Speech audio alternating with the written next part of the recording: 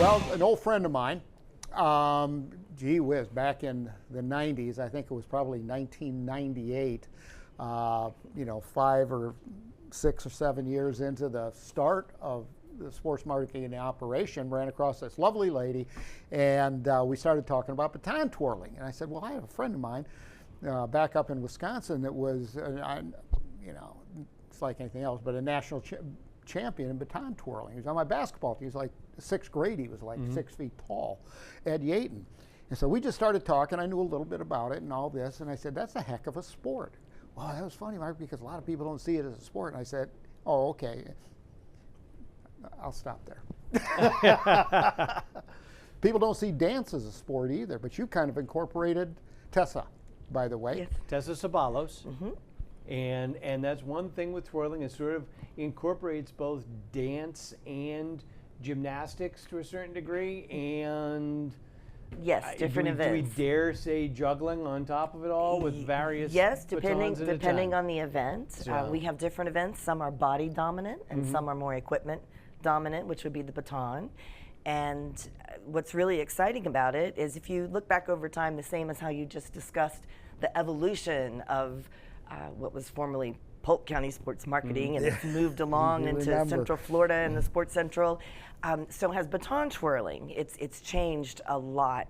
So now there is a lot of different parts of the discipline. They have to be more athletic. So they do a lot of conditioning and sports training, the same as what you would have for your soccer teams or your basketball and baseball teams. And the ballet is very heavy in it now. The judges have a lot of training on being able to recognize the amplitude and the proper execution of things, as well as just everything's gotten harder. Where it used to be the young ladies and gentlemen would be able to toss the metal stick up and turn 2-3 times. Now it's 5 and 6, and they're doing gymnastics moves, 3 and 4 walkovers, traveling, this traveling complex underneath it. So it has progressed a lot. So I compare it to telephones and cell phones. They're same thing, but different animal completely. So, or any other sport, as things, it used to be you'd have one guy who would throw 90 miles an hour on a baseball team. Now everybody does. So it is the same with baton, where it has evolved. What I found unusual was Mark talking about the fact that he had a male friend who had competed in it on the world level. And it used to be a male-dominated sport. Now, a little bit more. It depends by the country. All right.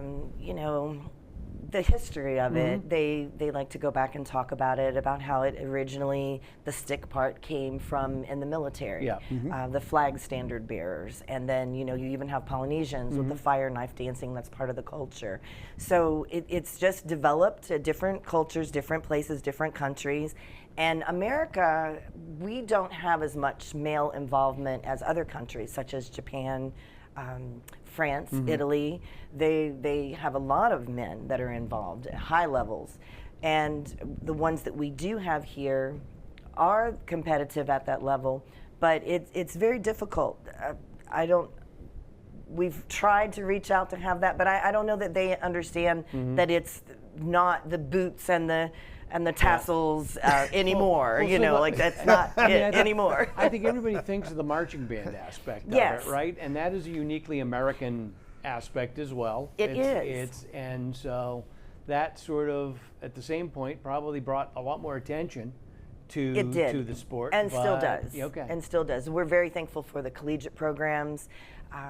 Florida has very strong majorette lines and feature twirlers. There's actually been a growth in that at colleges across the nation. Really? They offer a lot of scholarships. So we're having an issue with trying to get some of the bands to catch up, because at the national collegiate higher level, where we have young ladies that are very skilled and they can get a full scholarship at certain places. Some of their high school band directors are still back from the 50s and 60s, and they don't even know what it is. And they're like, well, no, I just want color guard. So what helped also was DCI, Drum Corps International.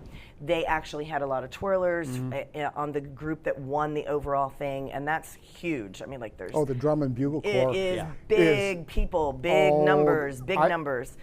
I've talked to many of the sports staff and said, you guys have to look into this. These numbers are huge. And Drum and Bugle Corps up, where I grew up in Wisconsin, was big time. I mean, massive events. It has. You just reminded me, there's going to be a fire lit. Yes. Can I say Lytton? Lytton? Yes. It's like Lytton off. I've got some Lytton on me. Yeah. But it is huge business, and I stay in the sports industry as long as it's morally, ethically sound. We're not going to get into any of that crazy stuff, and it produces impact. We're going after it. Well, the baton twirling world on the administrative end has also been catching up in leaps and bounds, because at the beginning they didn't really have access to a lot of how sports is ran, the business end of it, and that's crucial in order to develop any sport. So they have done a lot more outreach, a lot of more integration where we're working internationally. We've joined up with the U.S. Baton, which is now positioned under the IBTF, International Baton Twirling Association.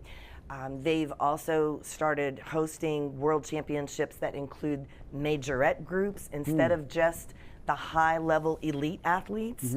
The majorettes are still like a very accomplished class, but you'll see more there's in general, more participation group-wise, number-wise.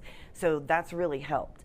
And they've been positioning themselves to join Sport Accord, Safe Sport. I know as far as the United States Twirling Association is concerned, to my knowledge, they are the only baton sport organization that requires full background checks.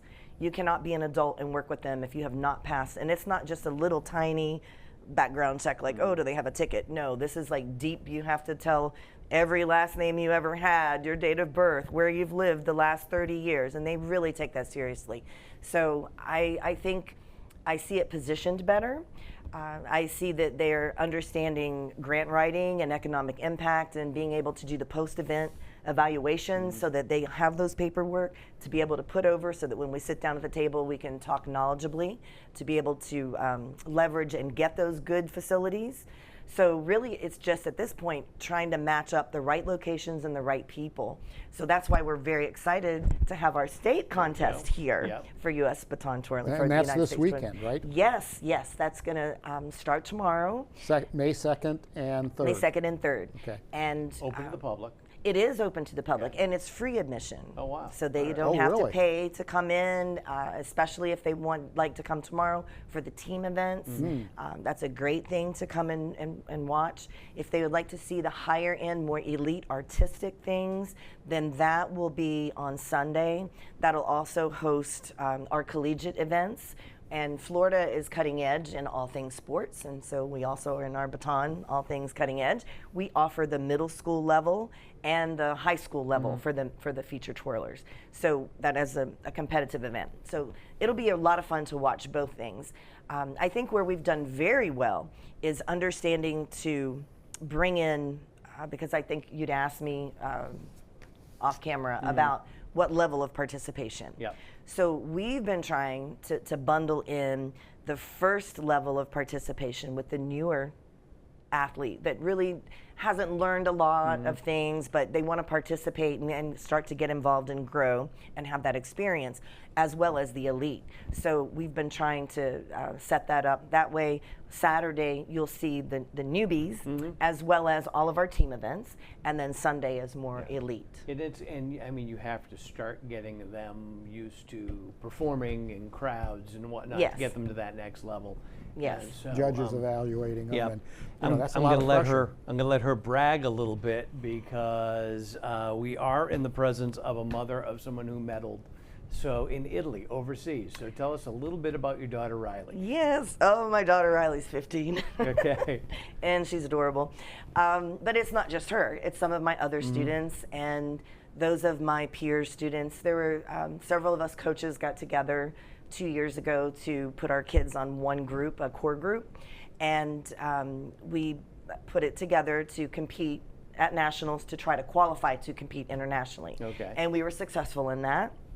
So some from my program, Rhapsody, Baton Twirling and Dance out of St. Cloud, Florida, Parks and Recreation, we were able to go with Sun Dancers and also Epic and some teams from down south. So it was really a coalition of different coaching. And so myself and 2 other ladies were the main coaches.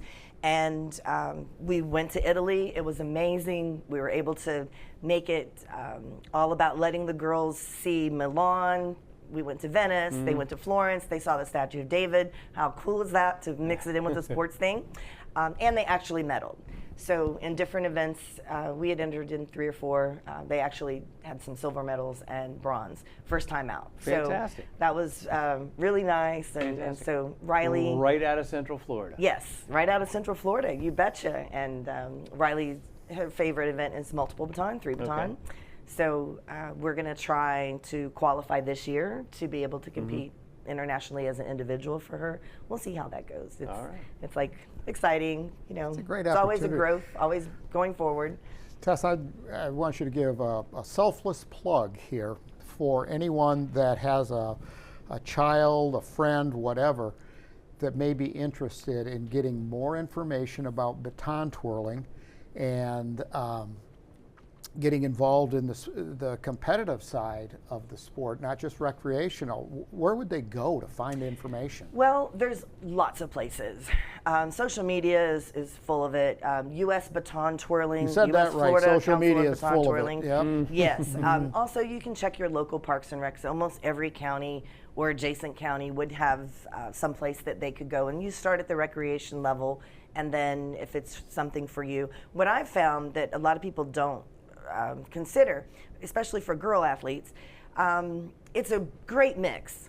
It's athletic, but it's also artistic. So if you've got a tomboy that maybe doesn't want to go full out into the wrestling mode, or maybe their parents want them to, you know, become a little more calm down ladylike, the baton twirling's great. They throw, they catch, there's no gloves, there's no helmets, you know, so you kind of have to be a little bit tough at it, athletic at it, but it also allows them to have glitzy costumes and do the fun stuff. Jack likes that. And so so there's you can find it just about anywhere. Okay. You just have to Google and look.